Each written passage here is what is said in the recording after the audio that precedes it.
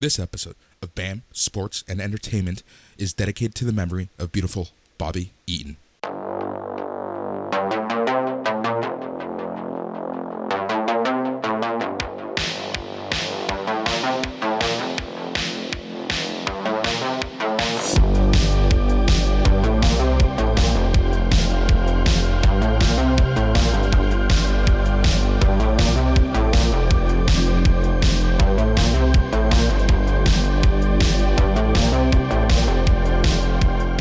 And welcome to the latest episode of B.A.M. Sports Entertainment. That's Boris and Matt Sports Entertainment. We're your hosts, Boris, and I'm joined by Matt. Bonjour! How's everybody doing out there? We hope you're doing well. It's a beautiful August night in the city, Boris. That's a perfect song for right now. Feel like I'm in a convertible cruising, even though I am not anywhere near a convertible. You are far from one, to say the least. Extremely. How are you doing today, big homie? I'm doing really good, man. I'm doing really good. It's been a crazy week. Apologies on getting the episode out a little later, but like we talked about on NXT Talk, real life happens sometimes, and we just needed to record a little later. So, but the hope is that Thursday mornings these episodes are going to be coming out. More often than not, they will. But sometimes things happen, so that's that. But overall, things are going really well. Have some pretty good plans for the weekend. Seeing the lady friend, and then we're going. We're doing something Saturday. I don't know what though. So that's that. Nice. Yeah. Mystery plans. Yeah. The mystery box, always good. Yeah, pretty much. How about you? What's going on? Not too much, man. Yeah, last night I was up very late working on my latest Operation Sports video, so that's good. I also I got a kind of long distance lady friend thing going on right now with an old friend from Portland, and I don't know, we kind of rekindled things a little bit during the pandemic. So I don't know, it's not like it's like you say, lady friend. It's not like a full relationship. We're kind of like single with an understanding. Anyway, Boris, I'll probably Skype her tonight, and we'll see where it goes from there. Yep. Figure out something to do this weekend. You know how it is. I know slugging exactly away. How it is. I know exactly how it is. Things are going really well. There's a lot going on in the world of sports. It's been crazy. I guess we should just get started because I feel like there's a lot to talk about. So on today's show, we're going to be talking about the big headlines in sports over the past week. We are going to be reviewing ROH and then our retro review from a listener, which was the Royal Rumble 1993. Yeah, thank you very much. Any listener requests we will entertain, and I want to eventually get to literally anything that anyone asks us to review, any show, any single match, anything tangentially related to pro wrestling. If there's an episode of a TV show, I'll watch The Boy Meets World with Vader and Mankind and Jake the Snake Roberts. Yep. Exactly. What's really cool is that even on the the SNME Radio Facebook group, sometimes ideas pop up. Like earlier today, worst tropes in wrestling today. Yeah, exactly. That would be an awesome top 5 or top 10. I am the king of the lists over at Operation Sports. That's what I do there. So I'd love to whip up a list for this here podcast, Boris. We can definitely do that in a week or two. Yeah, I think it would be a lot of fun just to kind of get some new stuff going in. And obviously, we're going to be talking about ROH. We'll talk about NWA because I think I'm going to start watching NWA as we lead into the big all-women's pay-per-view and the huge anniversary show. Nice. So, I think we'll be talking about those a little more.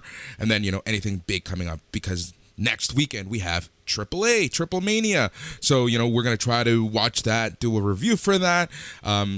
This week we wanted to change things up a little bit, get a listener review in. And so that's why we're doing Royal Rumble. So world of sports. What a week it's been in the world of sports. Let's start with some local news. Let's talk some Blue Jays. So, I guess before we go specifically into the Blue Jays, let's talk about the trade deadline. I met up randomly with Jason Agnew on the subway post-Jays game last Friday, and we were talking about kind of like, the trade deadline. And he brought up a great point that, it didn't actually click until he said it. And that's the fact that, was it just me, or is this year been huge in terms of big name moves? No, it has been more so than usual. This was like kind of similar to the old NHL trade deadlines. Like you saw a lot of big movement and you saw a lot of people looking to buy. You know what I mean? The NHL trade deadline used to be the main event. It used to be the best trade deadline for almost 15, 20 years. And it's slowly deteriorated since the salary cap has come in. And now, honestly, basketball and baseball and arguably football, Boris, have all surpassed it in terms of trade deadline excitement. What's interesting is football, NFL, because for the longest time, it would be very rare for a player to move teams. They might move teams once, but now it's like every other sport, right? Like they go through their contract and chances are they're going to leave or they get traded mid-contract. It's crazy seeing the movement in the NFL. It's something that personally I'm not used to because, growing up watching the NFL, it was just something that never really happened too much. Absolutely. Trading, especially. Like, yeah, you do see player movement here and there, or you did rather in the olden days, Joe Montana did play for the Kansas City Chiefs near the end of his career. Yes. You saw it rarely, but these guys didn't get traded like they do now. You know what I mean? Like big names getting traded from team to team. Julio Jones, for example, like big names. Yeah, like it's legit. Like it's crazy. To me, it's absolutely crazy. It's insane. But it's the nature of CBAs. It's the nature of free agent market and whatnot. So good for the players. They're getting paid. These guys have a limited amount of time to get paid. So might as well get paid and have fun doing it while they're at it. But yeah, get MLB. that bag, man. Yeah, get that bag. Get that bag as soon as you possibly can. But to your original point, man, the MLB trade deadline super exciting this year. Big names, and the Jays got a couple of them. Yep, exactly. So 10 All-Stars from the 2021 All-Star game were traded, including Max Scherzer, Trey Turner, both going to a team near and dear to my heart, the LA Dodgers. So yeah, it's crazy. It's crazy. 10 All-Stars were moved. That's huge. Yeah, and the Jays got a couple pitchers. They needed at least one starter and one quality reliever. They got both. I like Brad Hand a lot. Lefty out of the bullpen. He's closed for a lot of his career. It's a really dependable guy. Seems to be like the exact piece that the Blue Jays needed right now. And Jose Barrios could be an ace, man. So yeah, it's two great additions for the Toronto Blue Jays at this deadline. Yeah, no, it's really good moves. The pitching is exactly what we needed. So even someone like a Trevor Hand, right? That they're going to work out really well, hopefully, with us. And we'll see kind of what happens. What's awesome with Barrios is that we control him for 2 years. Hand is literally just a rent-a-player, but that's all right. And it'll be interesting to kind of see what happens with Biggio and Simeon's contract and all that in the offseason. But I think we're in a good position to make a hell of a run in this here second half of the MLB season. Yeah, I think we'll keep one of those two guys. I hope it's Simeon over Biggio. God bless Biggio, but Simeon's having like bottom tier MVP quality season, like 6 or 7 on your MVP ballot kind of season. Yeah. Still incredible. Still absolutely amazing. Questionable defense, but that I think, the entire left side of the Blue Jays, unless Espinola's playing, the entire left side is very questionable. Great call. Yeah, I love Santiago, man. He's great. Yeah. Oh yeah. But we'll see what's going on with the Jays in the offseason. Like you said, I'm pretty sure they will make an attempt for Simeon, but we'll see what happens with Biggio. And what I've always said about Biggio is, let's see what Bo and Vladdy say about Biggio. Yeah, exactly. Well, that's the thing. Like Biggio is never ever going to be that important to the team because he has so many young guns who are so talented ahead of him. And it's not that Biggio isn't a talented player. He's a lifelong major leaguer. But you know what I mean? It's going to be tough for him to really make his way in Toronto with those studs in front of him. Yep, exactly. But yeah, so far the Jays have been doing really well. They've only lost once since coming back home, which is exactly what we needed.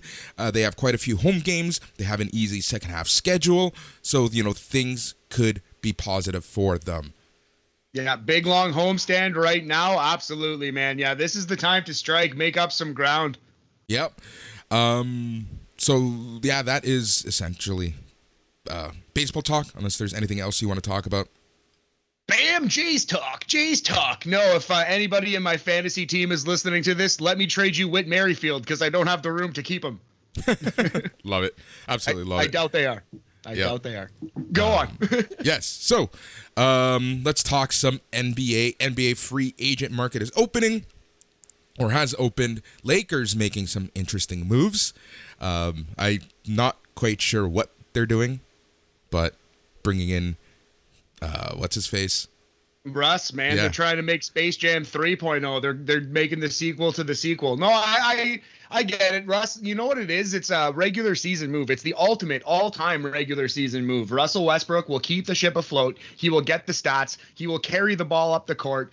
He will rebound and do the dirty work, some of the dirty work that Anthony Davis doesn't want to do.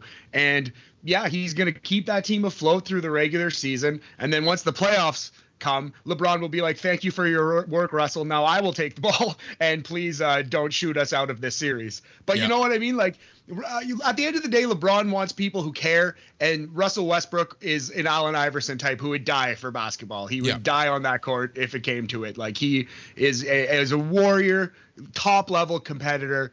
And I think at this stage in his career, I think the good outweighs the bad, other than his $44 million contract or whatever. Yeah, but it's the Lakers. It really doesn't matter to them. But it is what it is.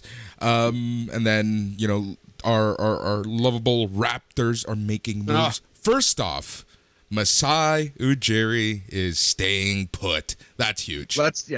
Let's talk about the good first. Yes, Masai is staying. He stay, Boris. He stay. I had a feeling he was going to stay.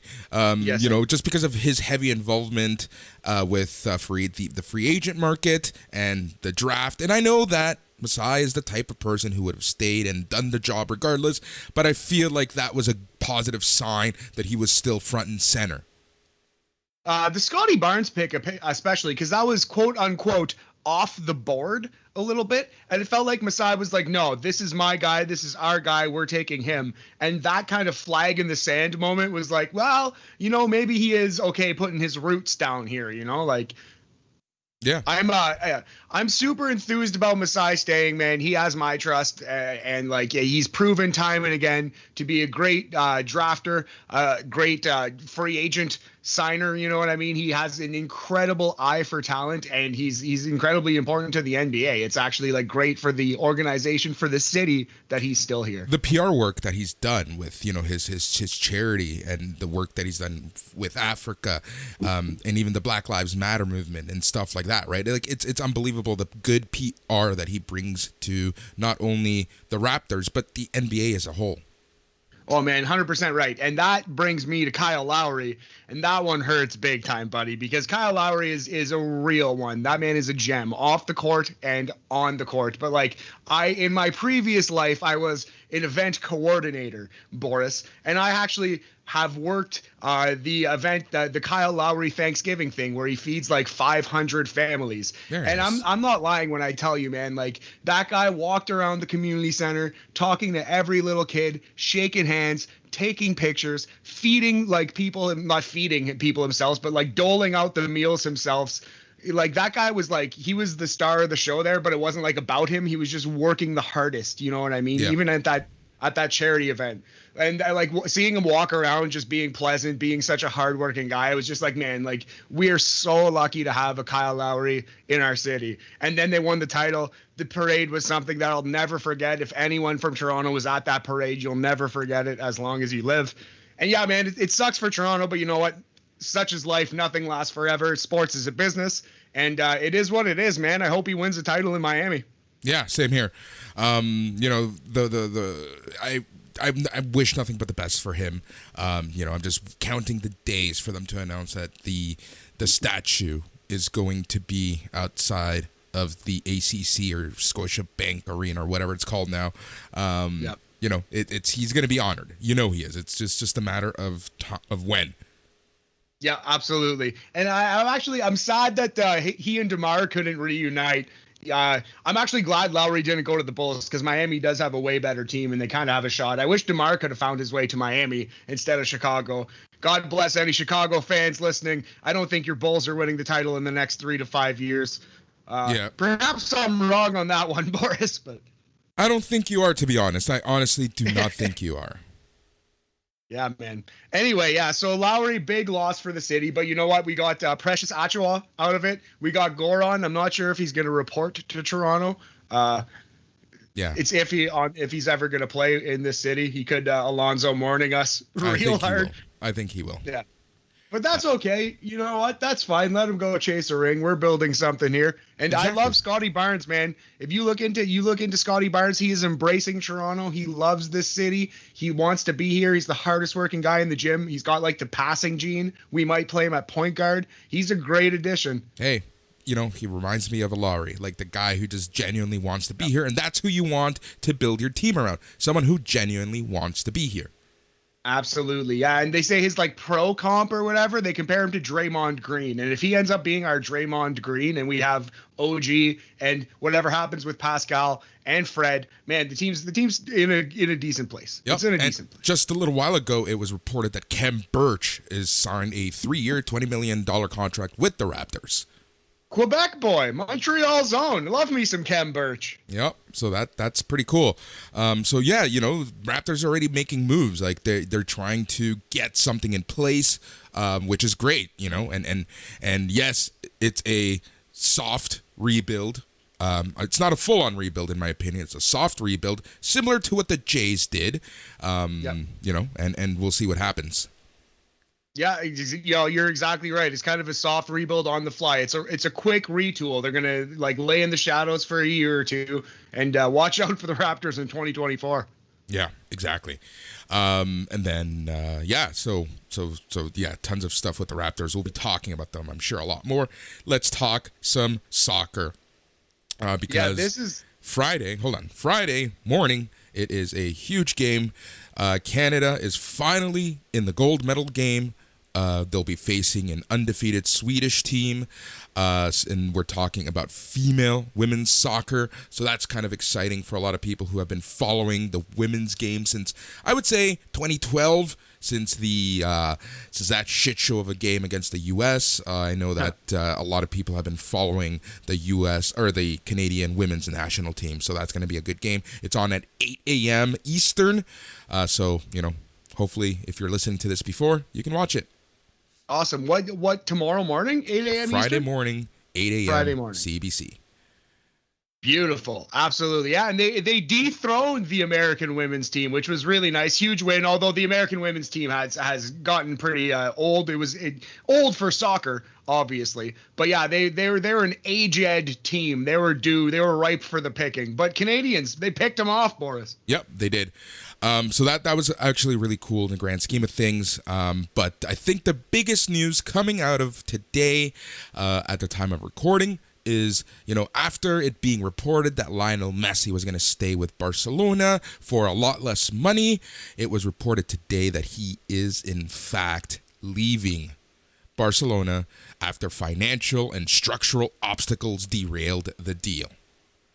Yeah, it was going to be one of the richest in the history of soccer, perhaps the richest, right? And then here we are. They couldn't get it done, and now he's off to. Where is he off to? Miami? Miami FC to play for Beckham? God, no.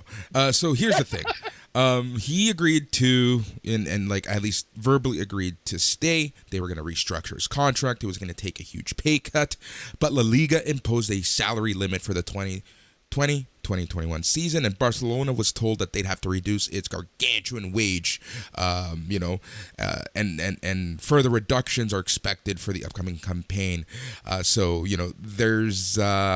It's going to be interesting to see what happens. I know as a fact that Barcelona is already a hurting club financially.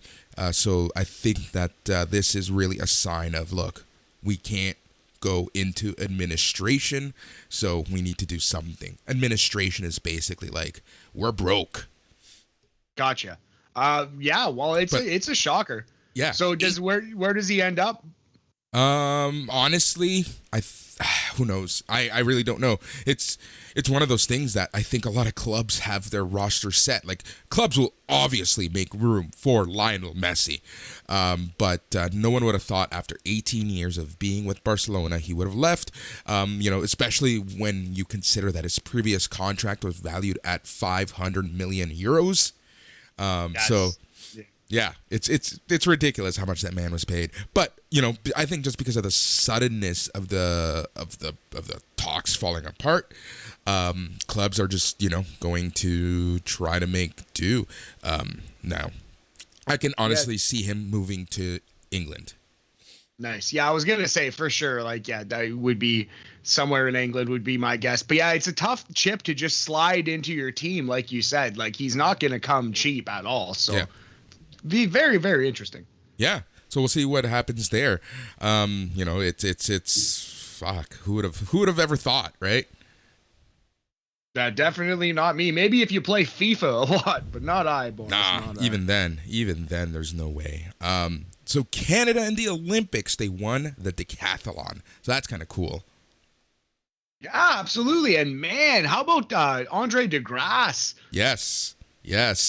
Winning the 200, going into the finals for the 4x100. So yeah, I watched the qualifier for the 4x100. Dude, he just we were like second to last, third to last, and he was the relay, like the final guy, and holy crap, did he just make up room? And we ended up tying China for first place in the heat.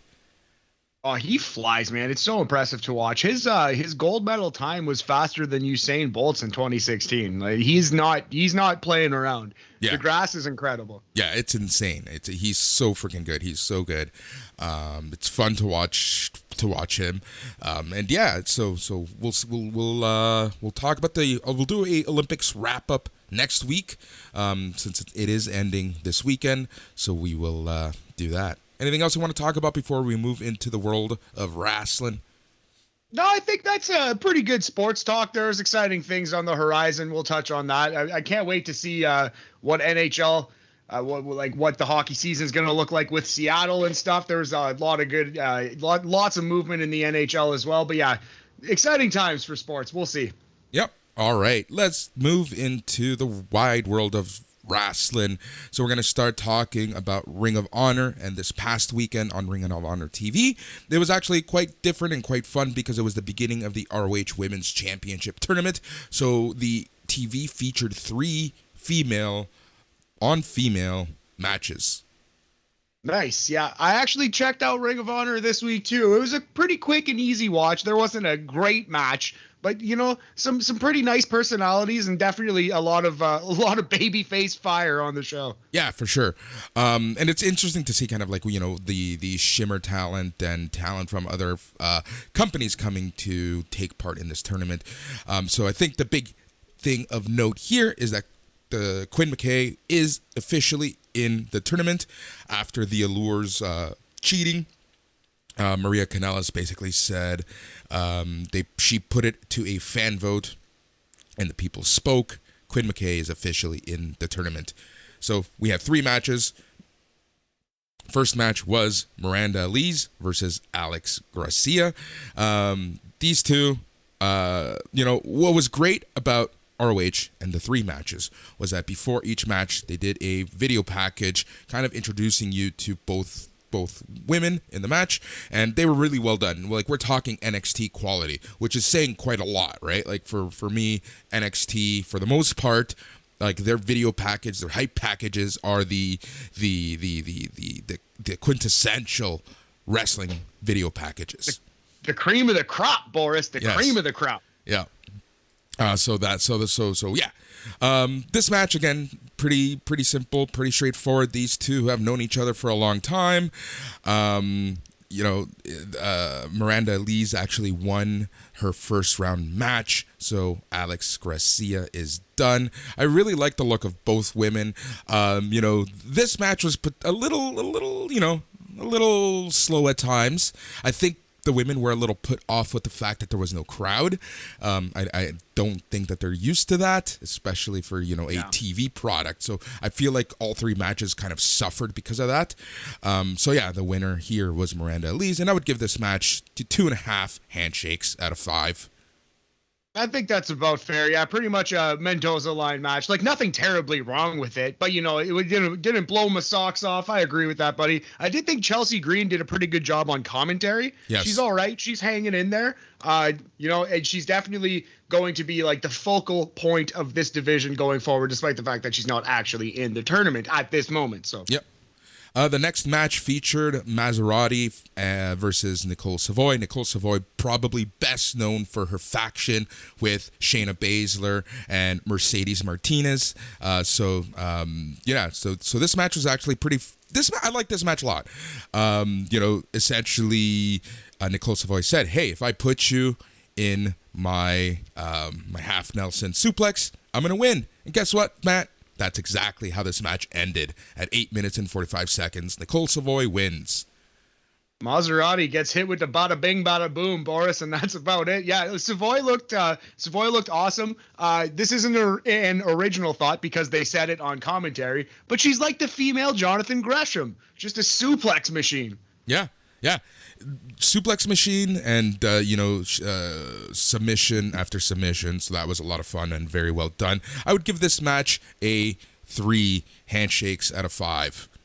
Yeah, just because I feel like the women were telling a great story in the ring.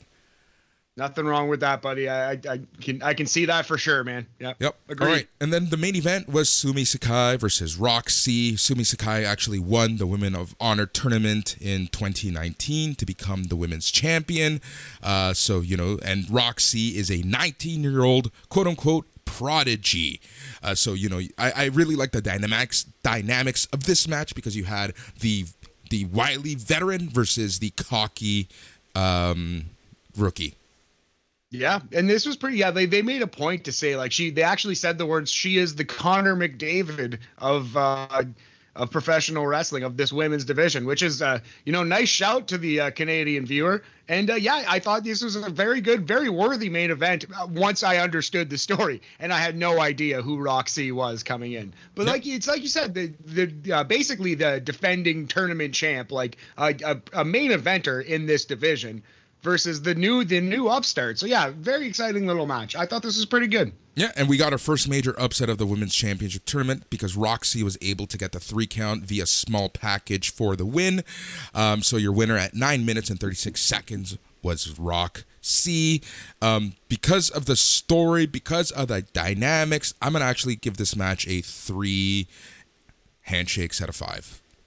Nice. I can see it again, man. Yeah, absolutely. It was a solid match, and they're going with something here. It's you know what I mean? They're building up younger talent. They're building up this women's division, and I respect the attempt. At least they got to let these they got to let these athletes try to shine as much as they can, man. They got to put them out there, sink or swim. Yep. Exactly. So next week, we're going to have Bandito and Horace versus Violence United, Marty Bell versus Trisha Adora, and Mandy Leon versus Quinn McKay.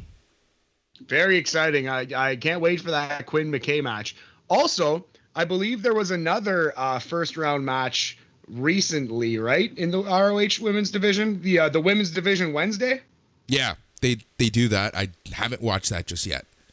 Word. Okay, dope. Yeah, but that is that's Allison Kay versus Willow, right? And I've been hearing good things about that match, so I'll definitely check that out too. We can talk about it next week. Yep, there you go. All right, so as promised, we got a listener request for Royal Rumble 1993. The listener was Nick Opolowski. Sorry if I'm mispronouncing your name, but thank you, Nick, for sending in this request via Facebook. So he wanted us to watch and review WWE Royal Rumble 1993. So 1993 was actually a super interesting year for WWE. There were a lot of changes. For those of you who don't know, the 1992 steroid trial really changed things up for Vince McMahon and the WWE. He decided to get rid of a lot of talent. They wanted to bring in youth. This is when the first youth movement really came and kind of was on the forefront. So this was kind of like one of the first pay-per-views that featured a lot of people from this youth movement.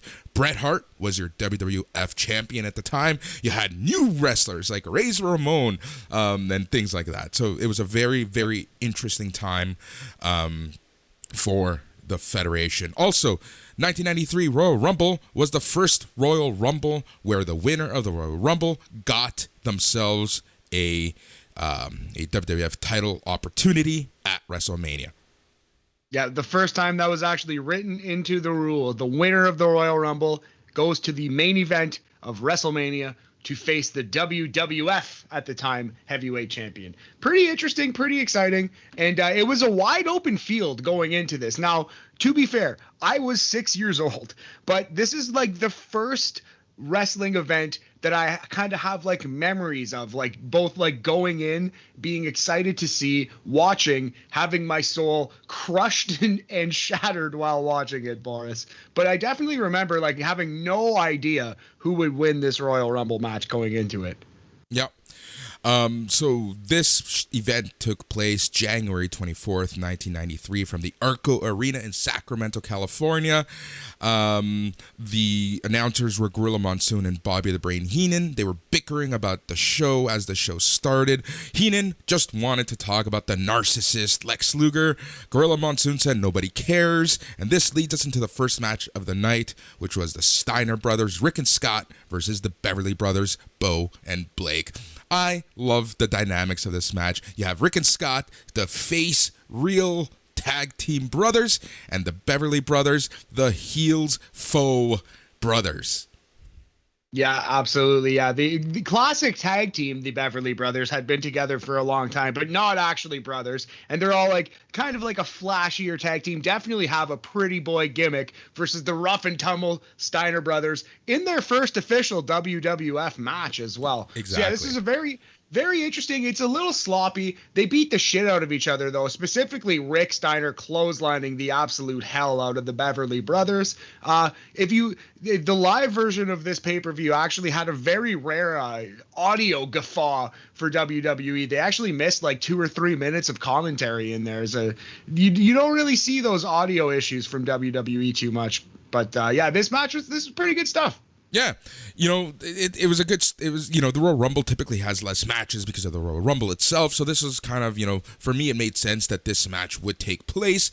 So the end of the match, Rick took care of Bo outside the ring. Scott sent Blake into the ropes. They hit a Frankensteiner with Blake landing right on top of his head. And Scott got the pin at 10 minutes and 34 seconds. So your winners by pinfall, Rick and Scott, the Steiner brothers.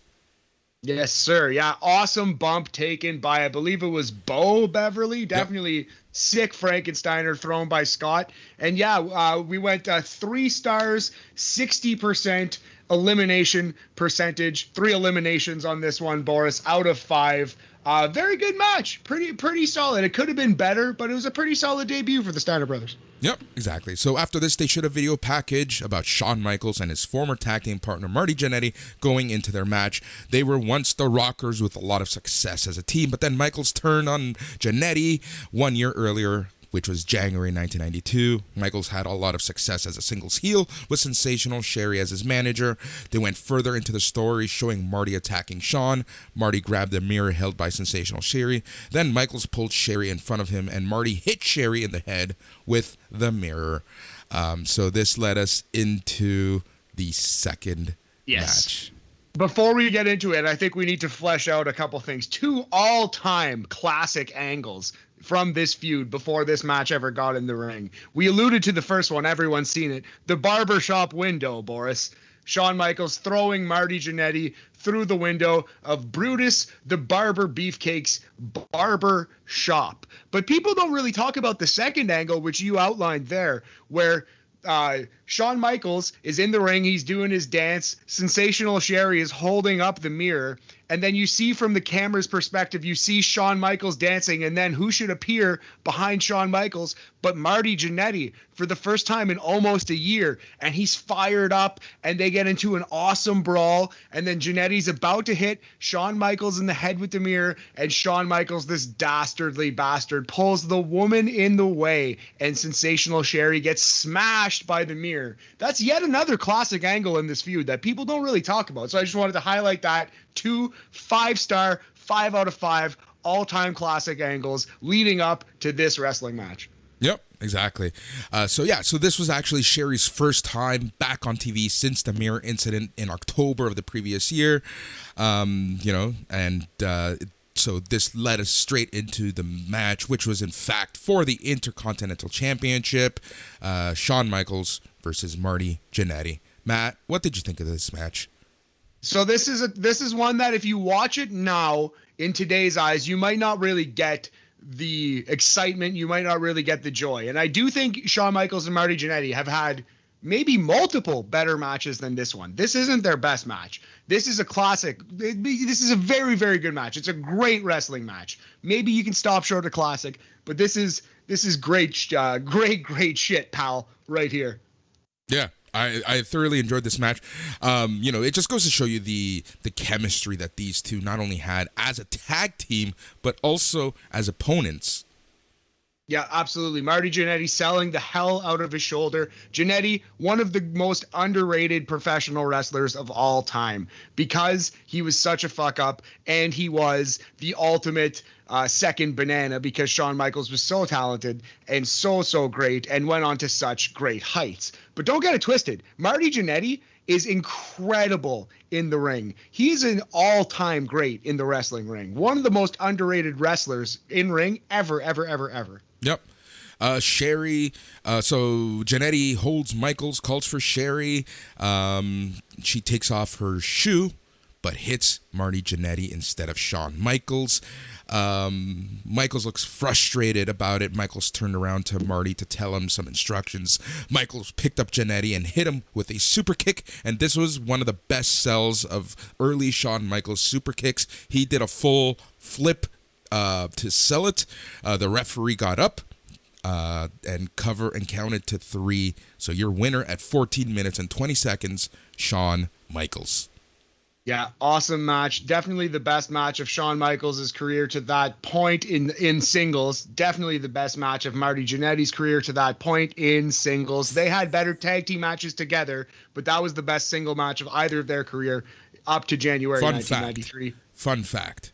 This was the first time that Shawn Michaels used the super kick to end a match, because before this he used a suplex-like maneuver.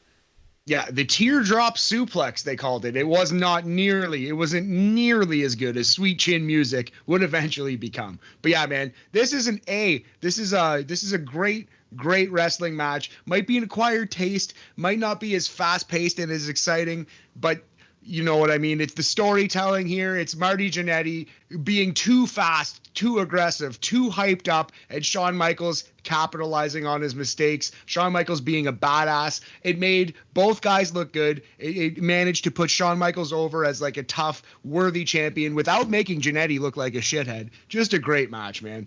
Just classic stuff. Yep, so after the match, Sherry went running to the back with Michaels holding up his IC title as the champion. Gene Okerlund was trying to interview Sherry, so Shawn went to the back, and so did Marty. Backstage, Sherry with Mean Gene, who tried to calm her down for being hysterical. When Michaels went up to Sherry, he said she was in the gutter. She yelled, "You said you loved me," at Shawn, and then Marty showed up to attack Shawn. That was broken up by referees and officials in the backstage area. Yeah, Gene yelling at Sherry, "Calm down, woman, you're hysterical," was something out of a different era for sure. That was hysterical. But yeah, incredible match, wild scene, great stuff. This is what pro wrestling was all about in the 90s, my friend. Yeah, unfortunately, this entire program kind of sizzled after this because Marty Jannetty was briefly fired.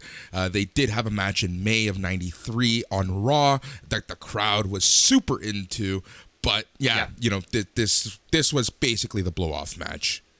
Yeah, they have an awesome match, May 93, like you said. It's the same Monday Night Raw where Razor Ramon loses to the 1-2-3 Kids. Same episode, all-time classic episode of Raw. Michaels loses the title to Marty Jannetty in that match. Jannetty has a couple awesome matches as Intercontinental Champion. He holds it for a little longer than you think. He loses it to Shawn Michaels in another awesome match. And then they also have a cage match, which is pretty friggin' good as well. Yep. All right, the next match was Bam Bam Bigelow versus Big Boss Man. I completely forgot that this match was a thing. Yeah. Oh, before we go too further, I just wanted to say the previous match, 4 1/4 eliminations out of 5, 85% elimination percentage. It's an A, best match on the show by a grand chasm, by a country mile. Yep. So the next match was Big Man versus Big Man. Bam Bam Bigelow recently came back to the WWF, and who better to get into a rivalry with than another big man like the Big Boss Man himself. In terms of the story itself, they were both big dudes, and it was kind of like the battle of the big guys. So that was just a big, slow, clubbering match. And you have to understand, Boris and I, both bigger gentlemen, both love the bigger wrestlers, both love both of these guys, and we both hated this match. Yep. So that tells you how bad this one. This was slow, boring, shitty, terrible, not worth seeking out, unfortunately, because both of these guys are great. Yep, so Bossman with a running splash to the back of Bigelow, followed by a punch to the jaw. Bossman charged Bigelow with a boot to the face, followed by a running clothesline. Bigelow up top, and he hit a flying headbutt off the top for the pinfall at 10 minutes and 10 seconds. Unfortunately, this is in an era where if you were to put a David and Goliath type of match, it always worked in wrestling. But I found that oftentimes you put Goliath and Goliath, it just didn't work. Sometimes, you're right. I'm not saying every match. Yeah. I'm just saying the majority of times in this 100%. Era of WWF. I could think of a couple examples, but because the examples stand out so much, right? Like Warlord and the British Bulldog was actually a good meat boy match, you know what I mean? But there are very few examples of meathead versus meathead or big large versus big large actually making a great match. Yep, exactly. How many eliminations would you give this match? We went 1 1/4 eliminations for this one. It was a fail, but it had a little something to it. It wasn't an abomination, but it was a 25% sizable fail. Yep. And essentially, this match was to build Bam Bam Bigelow up. That's essentially what it was. Like I mentioned, he just recently got back to the WWF, so this was kind of his reintroduction. I can't help but think if they would have had this match in any other company, in any other time period on Earth, it would have been awesome. Like NWA in the late 80s would have been awesome. Like New Japan, even after this, like 94, 95 would have been awesome. I don't know. Yeah, exactly. Like I said, I at this point, WWF just struggled with booking two big guys in a match. Anyway, so after this, a clip was shown from 2 weeks earlier on WWF Mania when Razor Ramon attacked Owen Hart. Since he was Bret Hart's younger brother, Ramon hit him with a trash can. Do you have something to say? Yeah, this was a great angle. I really like this. Shades of Undertaker beating the shit out of David Flair at WWE wrestling training. Not quite as good, but in the same neighborhood. And Boris, as a young Owen Hart boy, this must have hurt your heart. Oh, you have no idea. I am the biggest Owen Hart mark. Just absolutely loved him, and I hated Razor Ramon because he dared touch Owen. Yeah, put his hands on the little brother. Razor Ramon cut an awesome promo on Bret Hart on Superstars a week or two before. The Royal Rumble 1993 pre-show is out there on the internet, so you can find it somewheres. And I watched that, and he cuts an amazing promo on Bret Hart from the video wall, from the old school Titantron, saying he was glad that he knocked out Owen, he would do it again, and if he saw Stu walking down the street, he'd slap his ugly face. Just incredible stuff from Razor. Yep, they showed a promo from one night earlier during a Sacramento Kings game, believe it or not, saying that he was going to have gold around his waist, just like the gold he had around his neck and his fingers. Can't stress this enough. the first like 6 to 8 months of Razor Ramon's character were great. He like was really, amazing. really underrated. Awesome stuff. Yep. He was so good. He was you know what were, in my opinion, I don't want to say they ruined him, but his momentum really decreased when he became face. Yeah, I agree. And it was just like they kind of put a ceiling on him because he was never going to, at that time, be above where Shawn Michaels or Bret Hart were, which just kind of there was just too many people, not enough mouths, too many mouths to feed, rather. But yeah, not enough room for this guy. But you play his career back again, man. Razor Ramon is like a 6 or 7-time WWE champion. Yep. And Mr. Perfect 8. Don't get me started. All right, so another thing to note is that Razor Ramon debuted in WWF in mid-1992. So he was getting a title shot in this era of wrestling in under a year. We're talking like 7-8 months of him debuting. Yeah, which shows two things. One, they were definitely like thin on talent. And two, they were definitely interested in pushing new acts hard. Could you imagine such a thing? A roster, a WWE roster that was thin on talent and not overbloated, and actually desperate to push new people. Could you imagine? The opposite of today. Oh my God. So Bret Hart was interviewed backstage by Mean Gene. Bret said that this has become a personal thing and Razor is going to pay for everything. Bret said he was going to make his family proud. So yeah, dude, the pop that Bret Hart got was insane. Yeah, just great stuff. Bret Hart, the working man's champion, the fighting champion. He was all power to Vince McMahon. Great call. Vince still had his fastball at this point. He was the perfect man for this world title at this time, and he proved it every single night. Yep. Yeah, so one thing to note is that Bret beat Flair in Saskatoon, Saskatchewan in October of 1992. So this was his first major title defense, because I believe in Survivor Series he was just in a team, right? No, he faced Michaels. Yes. He faced Michaels. Yeah, so this is his second major title defense, but it is interesting because this is his first pay-per-view defense against like a bigger opponent, because Shawn Michaels, he was kind of the bully in that match. He was kind of like, so it would be interesting to see Bret Hart against more of a stereotypical WWF name, like the big bodybuilder-ish type. Razor Ramon, 6'8", jacked. You could definitely see like, oh, he's losing the title here to this new guy maybe. Yep. All right. This leads us into the WWF Championship match, Bret Hart versus Razor Ramon. Man, I loved this match. These two know how to work together.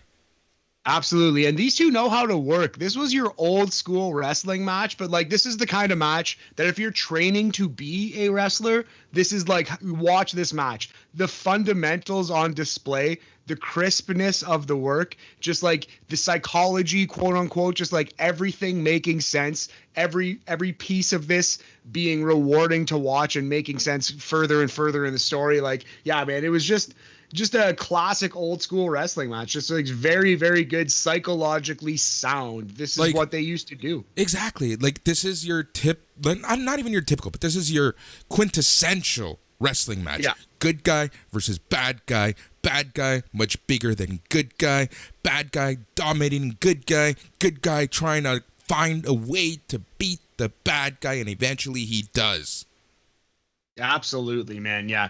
It just chops the tree down bit by bit, inch by inch. Yep. Yeah. And Bret Hart, just a scientific marvel, man. And he was having all these good matches, different styles of matches against these different opponents. Just, yeah. Bret Hart's title run was great. Great stuff. It really was. WrestleMania 9. So Bret Hart wins after he slapped on the sharpshooter. And again, the pop, you know what I miss about wrestling, and even AEW doesn't do this. They do it more than WWF fans, but not like they used to back then. Popping for simple moves. Yeah, absolutely. Yeah, just like, oh, like he got a backslide on him. Like, oh, he might win this match right now. And everyone stands up 1, 2, and then the kick out. I agree. And the part of that is just the insane finishers that get kicked out of right now. But we're sounding pretty old. Let's all, like, you know what I mean? Wrestling's at a great place. What's another thing I miss about wrestling? And this match really proved it. And anytime I watch, like even Rock versus Hogan, it's at or WrestleMania 20, the ending of that show, the flashes on cameras. Oh man, I miss that. Flashbulbs. Old sports too, man. You go back and you watch like the 2001 World Series. Yes. Was like my all-time favorite flashbulb like moment. Like that was, yeah, man. Flashbulbs in sports. I definitely missed that. Pour one out for the old school cameras. Yep. So this match went 17 minutes 52 seconds, and it was 17 minutes 52 seconds of just pure awesome wrestling. Yep. Just old school delight. I love the finish too. I think it was like a small package that Brett got Razor in. Razor kicked out, but Brett like kept his legs on the ground. They got into like a UFC, like a primitive UFC style, like twist up on the ground, and then Bret Hart managed to stand up in his sharpshooter, and Razor was fucked. 1, 2, 3. Well, not 1, 2, 3. Tap, tap, tap. I submit, and yeah, Bret Hart wins.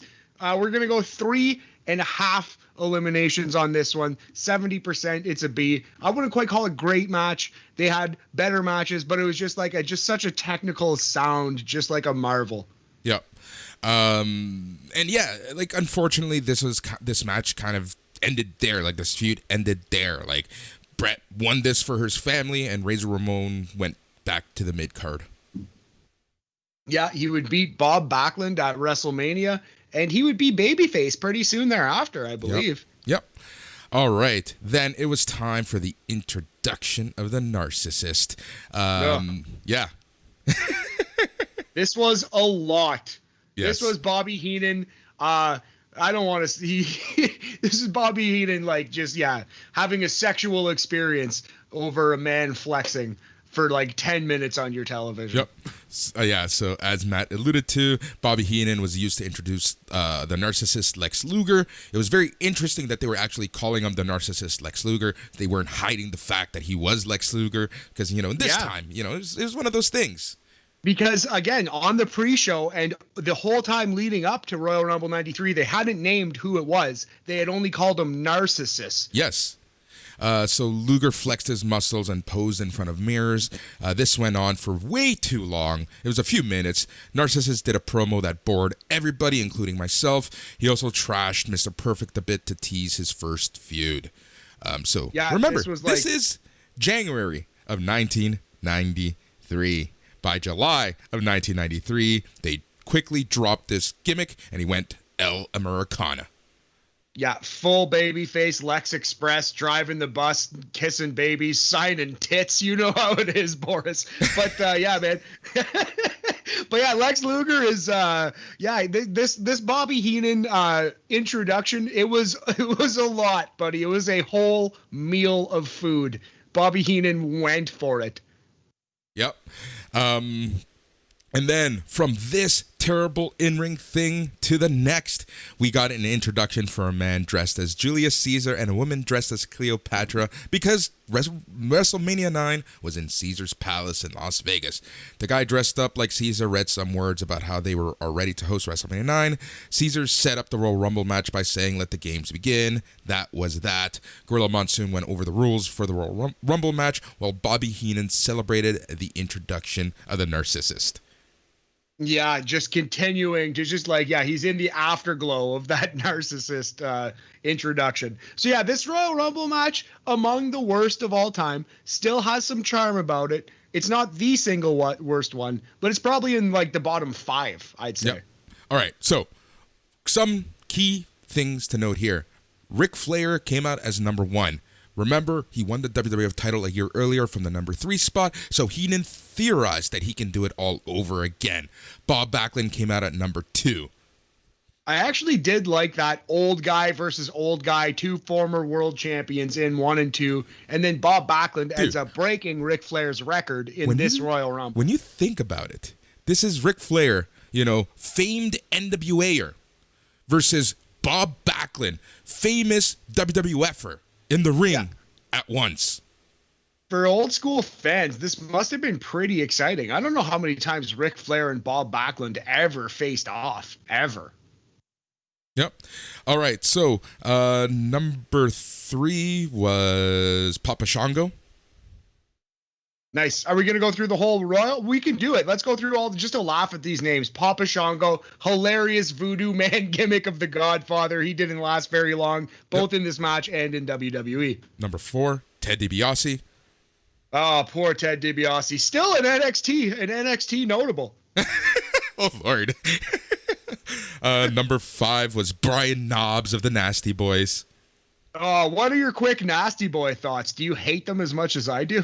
I don't care for them. I don't like them. I have zero opinion on them. But this is when they were actually baby faces. Just remember that.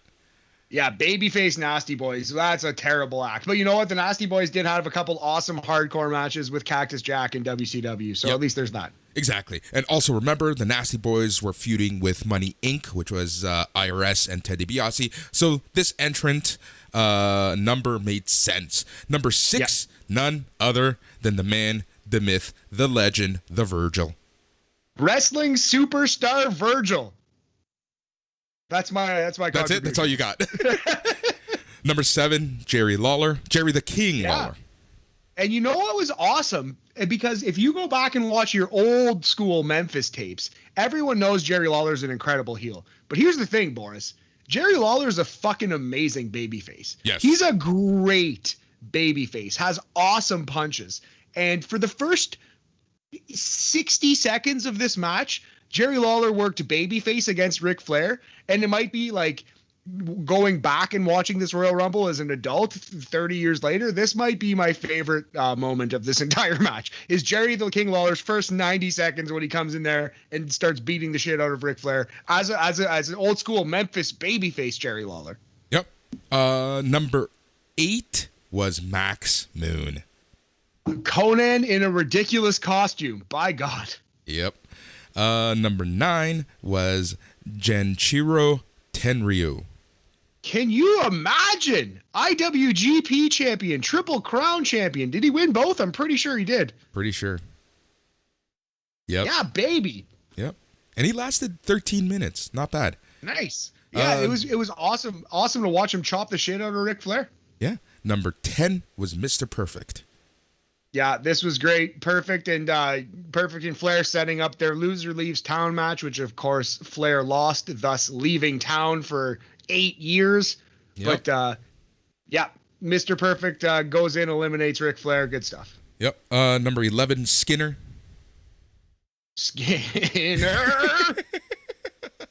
Love it. 12, Skinny boy. 12 was Coco Beware. Oh man, wearing pants that went up to his neck. Yep. He was actually like he could have like pulled them over his head. Yep. Number 13 was Samu. Samu, the head shrinker. Yeah, Samu getting dragged out by his hair and getting slapped the shit out of by Alpha. Yeah. Classic violent manager gimmick. Yep. 14, the Berserker. Oh man, I loved the Berserker. He didn't get his due. Yeah, I know. 15, the Undertaker. Wow, early for the Undertaker. And this is when I figured as a young boy, I remember thinking, oh, the Undertaker's going to win the Royal Rumble. Just chalk it up, write it down. 16, Terry Taylor. Yeah, non-Rooster version. Terrific, Yep. Terry Taylor. Boy, $10 if you remembered anything from that Terry Taylor run. Nope. What number? 18 or 17, Damien Demento. Yeah, so Damien Demento, who slinks to the ring because in between Terry Taylor and Damien Demento, Boris, do you know what happens? No. The fucking giant Gonzalez happens. This crazy 8-foot man, formerly known as El Gigante in NWA WCW, but completely foreign to my 6-year-old eyes. He comes out, they shoot him from like the ground up. He honestly looks like King Kong, and he beats the crap out of the Undertaker in a way that really nobody has ever beaten up the Undertaker before. And boy, this scared me. And a key to this, Boris, was that the announcers didn't say, who is that? They didn't say, who is this man coming down the ring? They said, what is that? What is that animal? What is that thing? And again, as a young kid watching this, I remember just being terrified. I cried my eyes out when Giant Gonzalez beat the shit out of the Undertaker. Yep. This is insane. Number 18. Classic. Erwin R. Shyster. Yeah. Yeah, so Erwin R. Shyster, Damian Demento. Again, this is all kind of happening while Giant Gonzalez is beating the shit out of the Undertaker. Paul Bear comes out with his urn to try to like revive him, but it doesn't quite work. Yep. 19, Tatanka. Yeah, I liked me some Tatanka too. Remember when like Tatanka made his somehow resurgence in like early 2000s, and he was like super over? Yeah, and he was like pretty like thick, like jacked, kind of like big like dude. Yeah, like it was. He went from little hilarious. feather like to huge feather. 2006 Tatanka. Wow, I totally forgot about that. But yeah, I love me some Tatanka. You could not do that character today. No. Number 20, Jerry Sags. We have already covered the Nasty Boys, I believe. 21, Typhoon. Typhoon. Oh, the tugboat. Yep. 22, Fatu. Yeah, future Rikishi, future Make a Difference, Fatu, again getting the shit slapped out of him by his own manager. Make a Difference. I forgot about that gimmick. Oh, it's a classic. That's a great one. 23, Earthquake. I really liked Earthquake. BC boy, he was an underrated big fatty. He was one of the big largest that was actually a great wrestler. Yep. Former sumo wrestler too. 24, Carlos Colon. The all-time classic Gorilla Monsoon moment, calling 40-some-year-old Carlos Colon this newcomer. Yep. This young kid, Carlos Colon. I love that. 25, Tito Santana, or as Buddy would say, Chico Santana. Yes, Jesse the Body. Yeah, I just want to go back to this Carlos Colon thing. It had already looked like his forehead had been through a cheese grater. Yes. Like it was already a disaster. Yeah. His forehead looked like a wrinkled shirt. Like what? There's no way that you could think this guy is any younger than 40 anyway, or any older than 40. Yep, so 25, Chico Santana. 26, Rick Martel. Tough beat for Rick Martel because he's like always a good bet to get the Iron Man position. He's got a great gas tank, was a great athlete. I like to see him early in Royal Rumble stick around, not come in and get tossed immediately. Yep. Number 27 was Yokozuna, your eventual winner. Yeah, boy, and this one scared me as a lad. I was like, oh no, I forgot about him. He was so new. I remember seeing him basically crush Virgil's ribs at the Survivor Series 1992. And I definitely remember seeing him squash jobbers on Superstars. Yokozuna versus jobbers on Superstars, man, that's all-time shit. Yep. That's some of the best squash matches, literally squash matches of all time. Yep. You know, okay, before we move on, I want to bring something up that my brother brought up yesterday. It's such an interesting point. We were younger when we watched like this era of wrestling, and you know, we were exposed here in Canada, we were exposed to Superstars more often than not. They didn't really air, the other shows that would air in the U.S. So our exposure to WWF was typically pay-per-views and Superstars. You would get the occasional Maple Leaf Wrestling where you would get the occasional stuff that happened in WWF, but Superstars was really what we watched. And something that I've realized about people our age, look at who our favorite wrestlers are all through and through mid-carders. Why? Because we watch them week in and week out on Superstars. It's a really good point, man. That's a great call. Yeah, I didn't even think of that. That's really, really true. Yeah. We would get like the weird like shows that would stick around for like little bits of syndication and then frig off. Like Wrestling Cavalcade, I remember, was one that came on a couple times in my area, but then I could never find it consistently. Yeah, exactly. It's just so hard to watch wrestling. The only consistent wrestling show for me was always Superstars. Yeah, Superstars and WCW Saturday Night, which was funny. Yeah.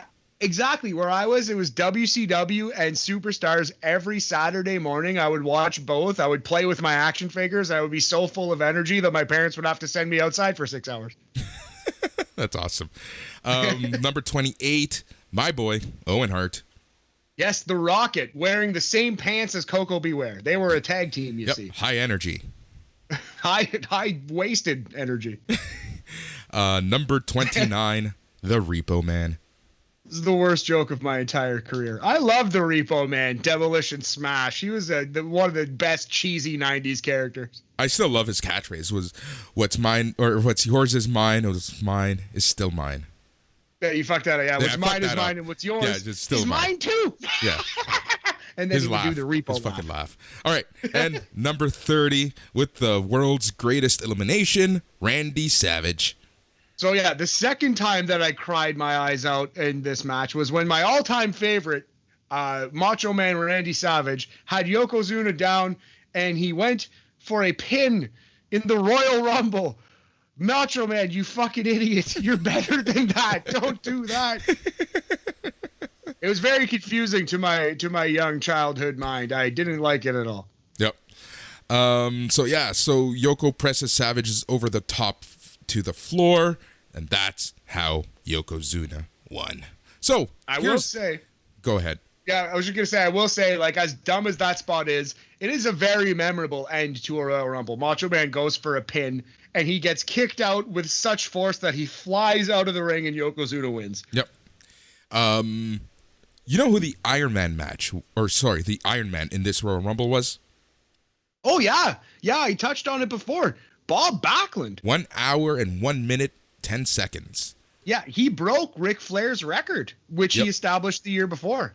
Ted DiBiase, 24 minutes, 55 seconds. And the only reason I'm going through this list is because number 3 will shock you. Number 3, I'm going to guess... If you guess this, I just watched it. IRS. No. Hold on. Let me see. Erwin R. Scheister. Nope. Who is it? Jerry Sags at 21 minutes, 50 seconds. Wow. Talk about blending in and falling between the cracks. I could have guessed. You could have given me 29 guesses. I might have guessed Giant Gonzalez first. He wasn't even in the match. I love that. Yeah. Sorry. No. No. We're good. Virgil lasted 17 minutes. You know what was a terrible booking choice was Mr. Perfect not lasting the most. Mr. Perfect should have at least like hung in there till the end, let alone like been the Iron Man in this one. I don't understand why Vince McMahon never appreciated the works of Curt Hennig. I don't get it at all. Who knows what that guy what was he had a main against, event talent, man. Who knows what he had against the AWA guys? Like this, it just, It's a great point. So yeah, that's that. So that's anything else you want to touch on this Royal Rumble? On this Royal Rumble, no, I don't think so. This is a show that's near and dear to my heart. Thank you, Nick, for requesting it. I love watching it back. Like I said, this was like the first one that I really remember being super excited for and watching it and crying twice and being so heartbroken, but then like still like kind of threw my love for wrestling, into overdrive, Boris. Yep, exactly. So that is the show. That is B.A.M Sports and Entertainment for this week. Next week, we are back with NXT Talk on Tuesday night, Wednesday morning, and then you're going to get another episode of B.A.M on Thursday morning. Like I said, we're going to probably touch on ROH, some NWA, and we're going to get back to our pick contest because we're going to be picking maybe some AEW Rampage if there are matches announced, but for sure, AAA, Triple Mania. Yeah, 1,000,000%. We'll pick 1 or 2 Rampage matches. We have the Britt Baker versus Red Velvet match at least. But yeah, we'll see what we got in the world of wrestling. And thank you very much. Oh, Boris, quickly, 10 words or less. Cody Rhodes, what are your thoughts? Oh, no, not touching that one right now. Pass. Boris's thoughts are pass. Not touching that right now. All right, we'll do a full 90 minutes on Cody Rhodes next week. No, I'm just kidding. We probably won't do that. Thank you for listening, everyone. Malachi Black, you done killed him. You're doing the legacy of Brody Lee well. Yeah.